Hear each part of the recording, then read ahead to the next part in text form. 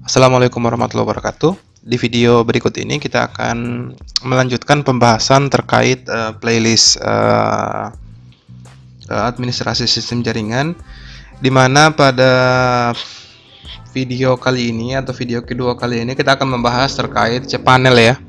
cPanel merupakan sebuah control panel hosting berbasis Linux, di mana dapat menjadi kontrol panel untuk web hosting yang saat ini sangat populer dan digunakan hampir di seluruh web hosting atau yang ada di Indonesia maupun di dunia ya. cPanel memiliki fitur terlengkap yang bisa kita gunakan untuk mengatur semua kebutuhan pembuatan website melalui tampilan grafis yang disajikan berbasis web yang mudah digunakan dan responsif. Interface grafis sangat membantu bagi kita untuk melakukan proses manajemen konfigurasi pada website yang kita kelola. Untuk itu pada video kali ini kita akan coba menampilkan terkait cPanel ya, cPanel pada website kita. Jadi saya akan masuk ke cPanel. Oke,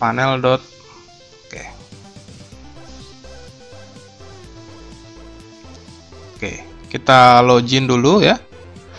Kita login menggunakan user dan password.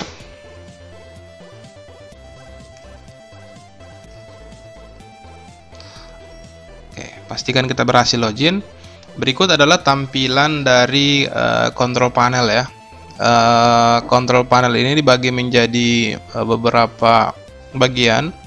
Yang pertama bagian kiri, ada bagian tengah untuk fitur-fiturnya, dan bagian kanan untuk pada bagian statistiknya. Jadi kita akan bahas mulai dari bagian kanan. Yang pertama ada general information, ada current user ya. Di sini ada current user. Ada primary domain atau domain dari web host yang kita gunakan, ada IP address, ada home directory, dan ada last login IP address.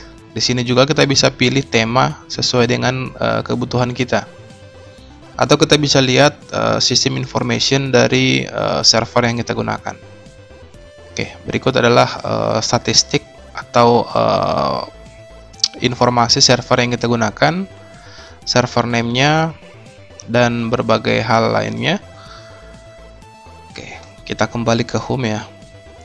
Selanjutnya di bagian sini ada statistik penggunaan hostingnya.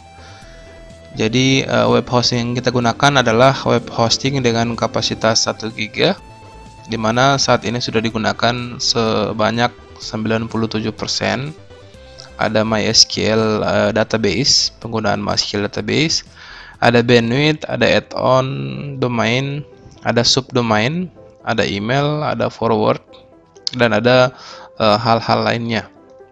Selanjutnya pada bagian tengah ini kita bisa lihat ada files ya, ada menu files.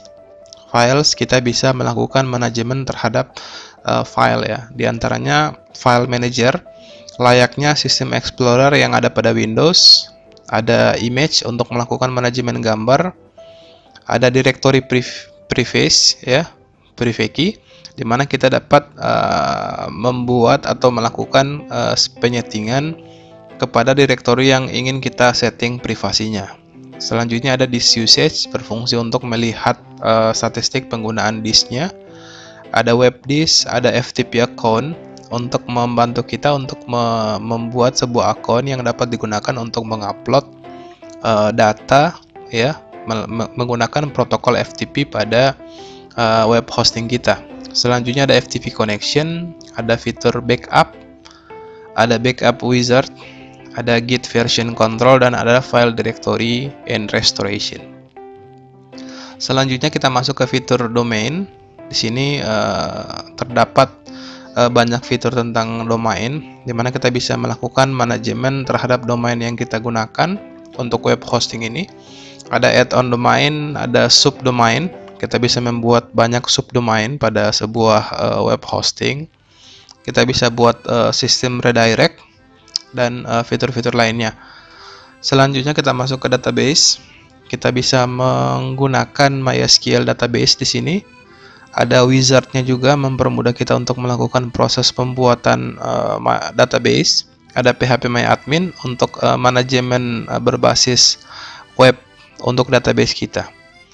Selanjutnya ada fitur email, di mana kita dapat melakukan proses pembuatan akun email ya sesuai dengan kebutuhan kita. Di sini ada fitur metrik, di mana dapat menampilkan terkait jumlah statistik, jumlah pengunjung, jumlah pengunjung yang mengakses sebuah link yang error, penggunaan bandwidth, raw access, statistik, dan CPU concurrent connection usage atau penggunaan CPU dari pengguna ya, penggunaan sumber daya. Selanjutnya ada di bagian software. Di sini adalah dukungan ya, dukungan yang diberikan oleh control panel hosting ini, di mana banyak modul yang didukung ya. Ada PHP Peer, ada Peer Module, ada Site Software, dan beberapa hal lainnya. Selanjutnya ada di bagian advance, di mana kita dapat melakukan cron job, di mana kita dapat melakukan proses penjadwalan. Kita dapat melakukan tracking DNS, kita dapat melakukan indexing, dan fitur-fitur lainnya, virus scanner, error page, dan lain sebagainya. Di sini ada fitur untuk melakukan proses instalasi content management system secara otomatis pada web hosting kita ya. Kita bisa pilih banyak content management system yang kita butuhkan. Misalnya kita butuh untuk gaming, untuk portal, untuk blog, nantinya akan disarankan kita dapat menggunakan content management apa. Selanjutnya ada bagian security. Kita bisa memblokir IP address yang mengakses control panel hosting kita. Ada fitur SSL untuk encryption untuk HTTPS kita. Manajemen API untuk token kita, ada leech protection, dan fitur-fitur lainnya ya. Di sini ada preference, ada pemilihan bahasa, change style, dan user manager.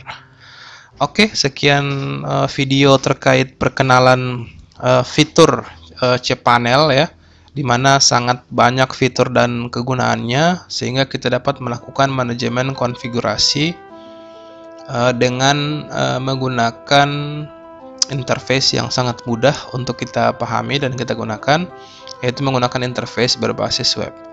Oke, sekian video tutorial kali ini, semoga bermanfaat. Akhir kata, wassalamualaikum warahmatullahi wabarakatuh.